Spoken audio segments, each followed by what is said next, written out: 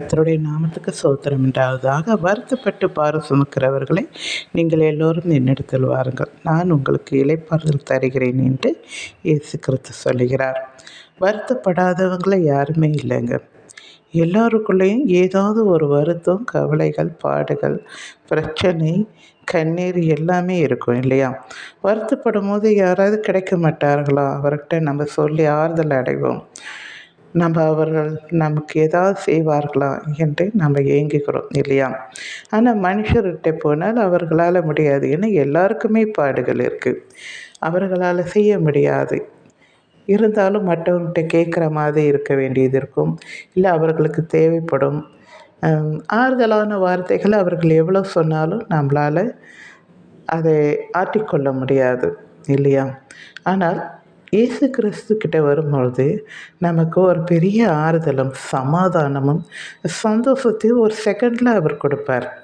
இளைப்பாறுதலை தருவார். அவர் அதுக்கான என்ன தேவையோ அதை நமக்கு செய்து நம்ம என்ன செய்வோம், அப்பாடா அப்படின்ட்டு ஒரு நிம்மதி விடுவோம். பெருமூச்சு அடைவோம் இல்லையா?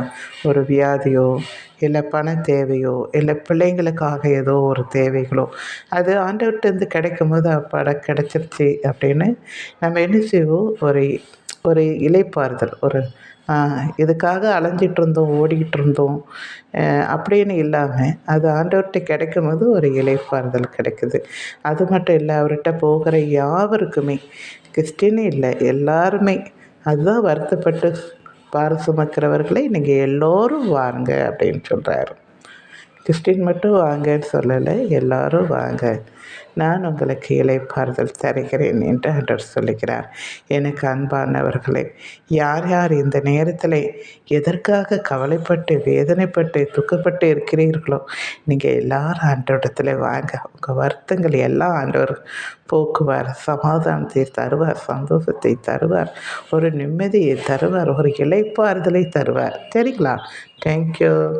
பிடிச்சிருந்தால் லைக் பண்ணுங்கள், மற்றவங்களுக்கும் ஷேர் பண்ணுங்கள். சரிங்களா?